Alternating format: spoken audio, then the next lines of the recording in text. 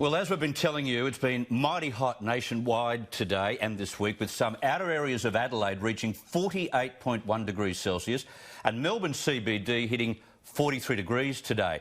It comes after supposedly record-breaking temperatures earlier this week, with the Bureau yesterday declaring that Australia had experienced its two hottest days ever.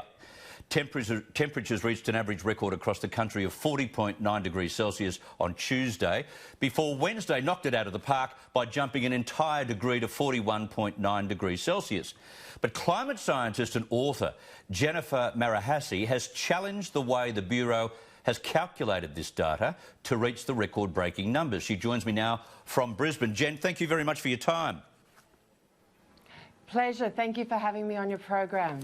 You've been doing this subject and across this subject of what has been inaccurate historic weather recordings for a long, long time, haven't you? Back since about 2011, I became particularly interested in the issue, yeah. What has been done to recorded temperatures in recent years that you think is not on? So there's several problems. There's problems with how the equipment that's currently used is calibrated. So not a lot of people realise that now they're using electronic probes rather than mercury thermometers. And the electronic probes are not necessarily calibrated to record as the mercury thermometers did. So, for example, in Mildura, the probe is probably recording about 0.4 degrees hotter for the same weather than what a mercury thermometer would be.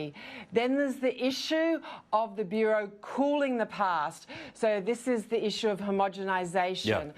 So they say they need to make corrections when there's a move. For example, in the early days, a lot of temperatures were recorded at post offices, and then they moved the weather stations to airports. And they say, well, when we move them, we have to make adjustments, but they always cool the past. Now, sometimes that's appropriate, but often it's not. And they even cool the past for places like Rutherglen, where there is no documented move. So if we take an example, Darwin, for example, you had a temperature of 34.2 recorded there on the 1st of January 1910.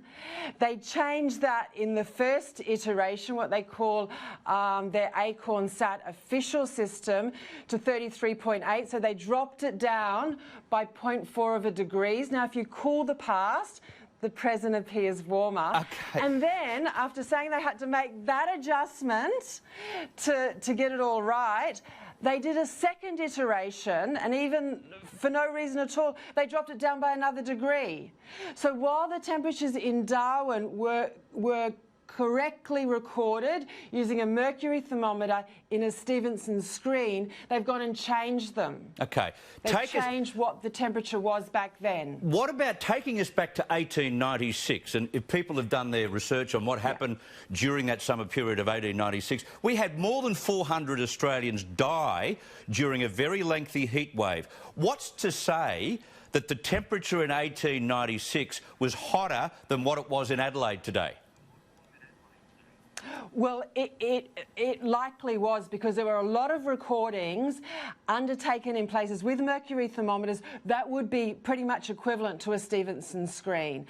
And if you look back then, it was hotter. The recordings were hotter, but the Bureau will say, well, it was with a mercury thermometer, but not in a Stevenson screen. So we don't actually know. It's not official recording equipment, so we're not going to consider it. Now, they can do that if they like, and say, well, the 1896 recordings from Wilcannia and Burke aren't equivalent. But then there are recordings from, for example, 3rd of January 1909 from Burke.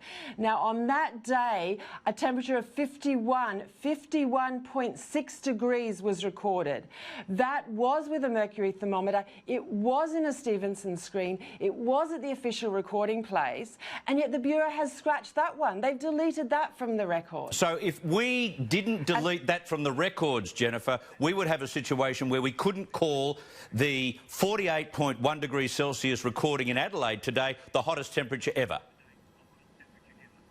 Certainly not. If you look at, for example, and for a long time, up until about 20 years ago, it was in the CSIRO handbook. It was generally recognised that the hottest official recording for anywhere in Australia was Burke, 3rd of January 1909, and then they decided to scratch that record. And I can tell you the story of why if we've got time, but maybe very quickly if you can, Jen. Yeah, to talk about. Yeah, very quickly. So they say that the problem is that was recorded on a Sunday, and the observer at that point in time shouldn't have been going in on a Sunday.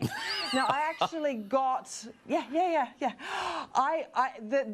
original book that it was written in is at the Chester Hill Australian National Archive. I actually asked to see the original book that it was written in, and I could see it was the same handwriting for the previous month, and he hadn't been recording on the other Sundays, but he came in Monday, Tuesday, Wednesday, Thursday, Friday, Saturday of that week, and on Sunday, same handwriting, he came in, he recorded 51.6 and he underlined it. He underlined it. He was recording a record. Exactly. He wasn't going to miss that day. He came back on Monday and he recorded again. Yeah. Same handwriting. Yeah. It's in the book. Yeah, the book in the Australian It's National awfully Archives. suspicious. It's awfully suspicious that we're cooling the past to try and make a point about climate change in the future. Jennifer Marohasy, thank you so much for explaining that to us tonight, and all the very best for Christmas too.